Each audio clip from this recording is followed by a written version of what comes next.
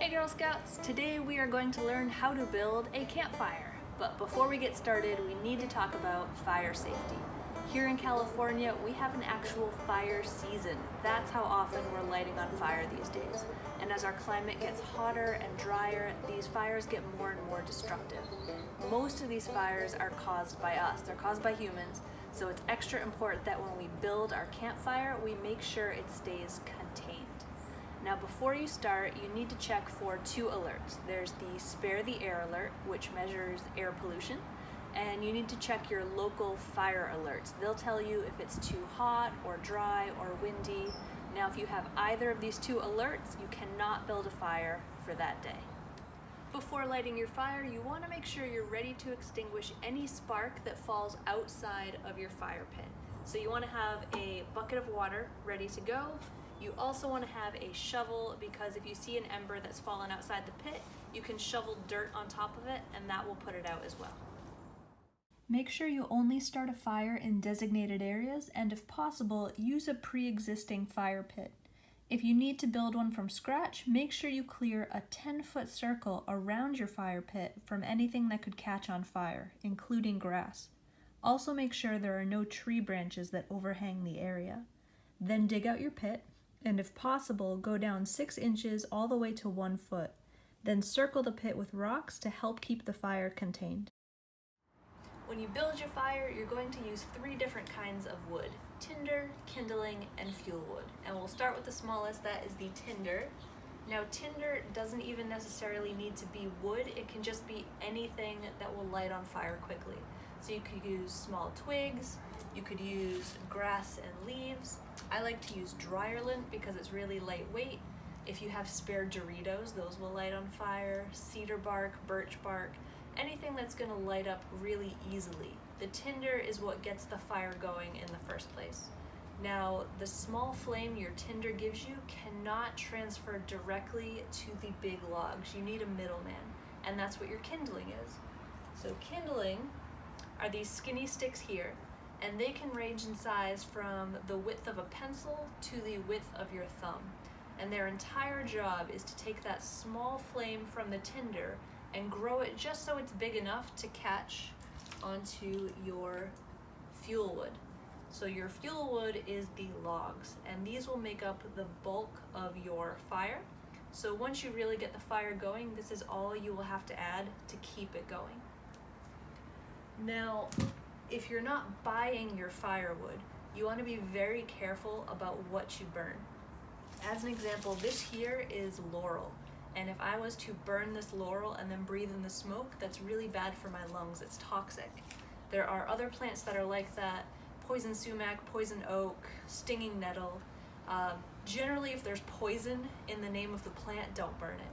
But there are some like the laurel that aren't very obvious. So if you're not buying the firewood, if you're going out and collecting it yourself, make sure you can get a positive ID on that plant and you know it's safe to burn. When you build your fire, the structure is very important. When fire grows, it moves upward and outward. So you want to have your tinder at the very bottom, right in the middle. Kindling should go above the tinder, and fuel should go above and on the sides of the kindling.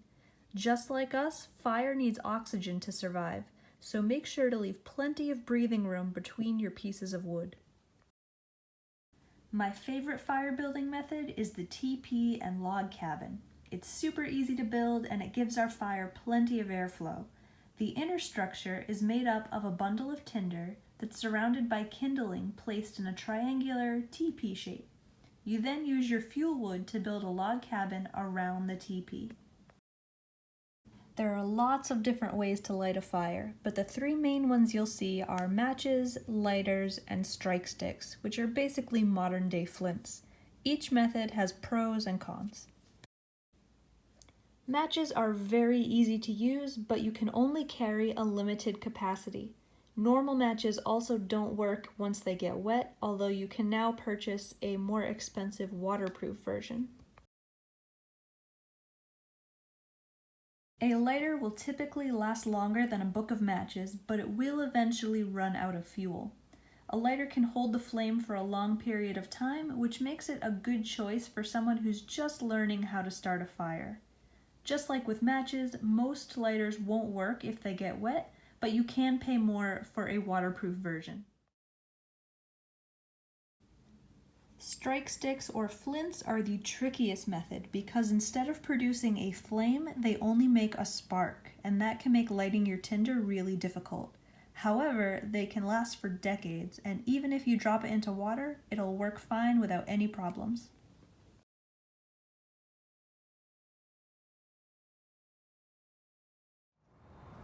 Now, because we haven't had rain in several months, I'm going to play it safe and I will not light a fire here. Instead, I'm going to turn you over to my mother in Massachusetts. She is excellent at building campfires. She's the person that taught me, and she's going to show you how to build and then light the teepee/log cabin campfire. Enjoy! We are starting with a bundle made from tinder, and we have just a dead weed that we have taken because it's still flexible and can be used to tie our bundle of tinder pieces together. And that's going to be the base of our teepee.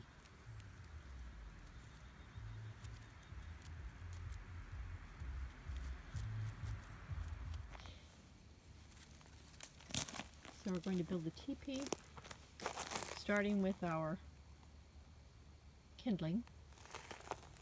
You see we have kindling and small fuel size pieces.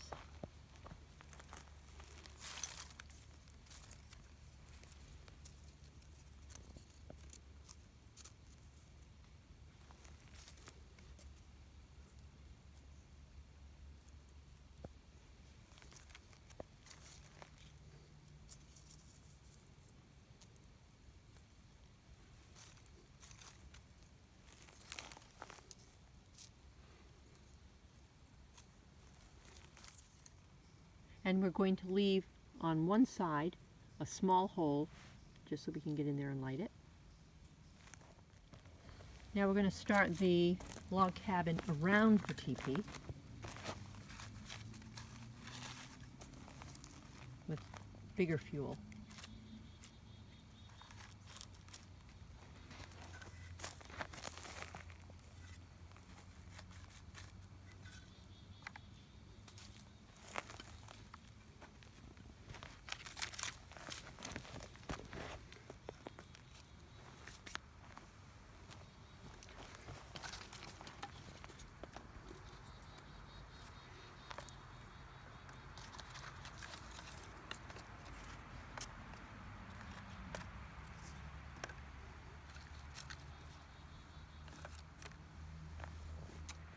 Okay, so now we're going to light the bundle that we put on the inside.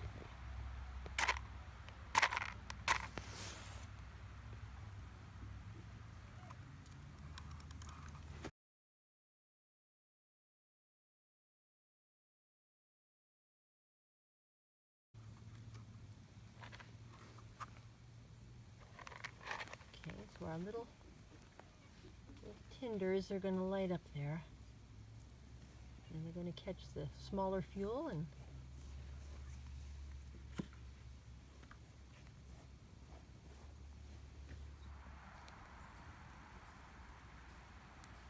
now the bigger pieces are catching.